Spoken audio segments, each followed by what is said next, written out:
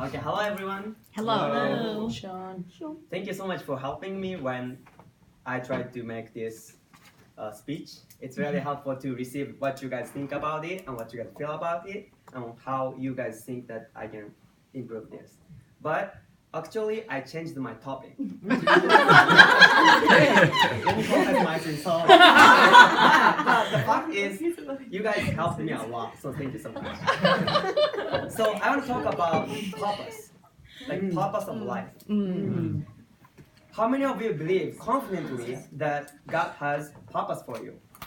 Yeah, for sure, everyone. But how many of you know exactly what God calls you to? That's a kind of difficult question, isn't it?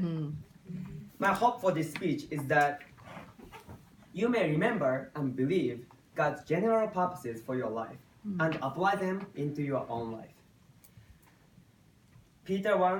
Second Peter chapter 1 verse 10 says, "Therefore, my brothers and sisters, make every effort to confirm your calling and election, for if you do these things, you will never stumble."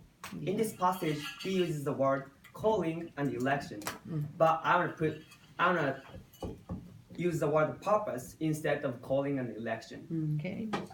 But there are two types of purposes. The first one is the general purpose, which is purposes for everybody.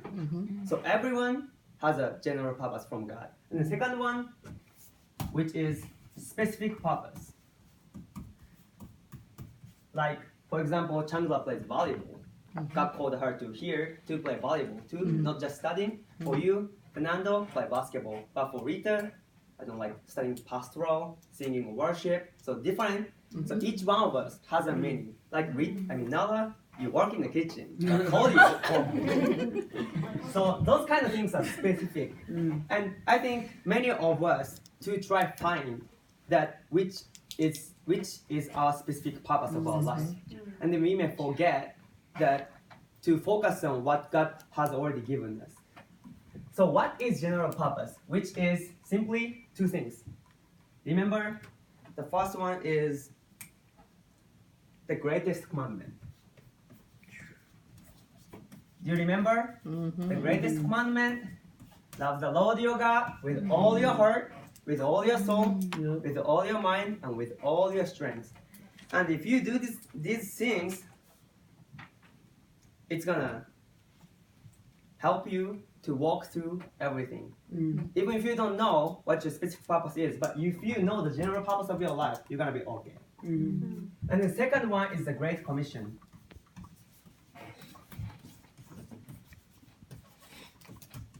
You know what the Great Commission is? To go and to make disciples. Yes. Oh. He's good. Yes. God calls you to love God with all your heart, with all your soul, with all your mind, and with all your strength. Do you know how many years Jesus spent in his house? About 30 years. What did he do? He served his family, he served his brothers and sisters, and he served and loved the people in the village. It's not like a specific big thing. He just did like a little thing. But God called him to do so, like for the most of his life. And then what he did, he go and made disciples. And then they changed the world. Yes. But how many years? 3.5 years. Yeah. Yeah. Hey, so Jesus focused on general purposes, that to the greatest commandment and the Great Commission. And when we are in college, we may of like dream, becoming something, like becoming a pastor, becoming a professional sports player, or like a musician.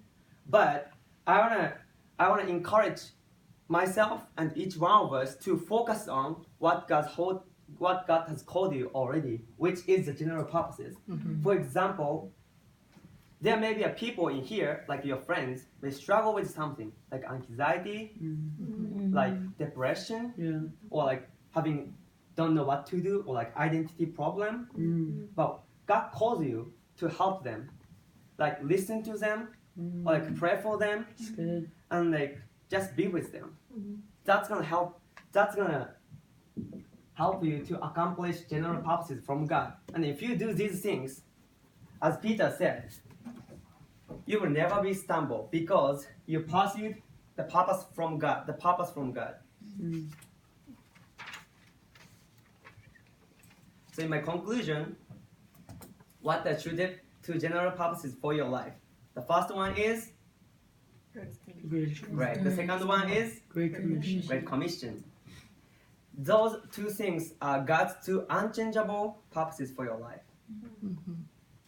So wherever you go, and love the Lord your God with all your heart, like through reading His Word or prayer, and then love your neighbor as yourself. You can do it like with listening or just be friends with them. And then the last thing is being a discipliner. So encourage them, build the relationship first, and then encourage them to go forward to God. And then you're gonna be okay. Thank you so much. Come on. Come on.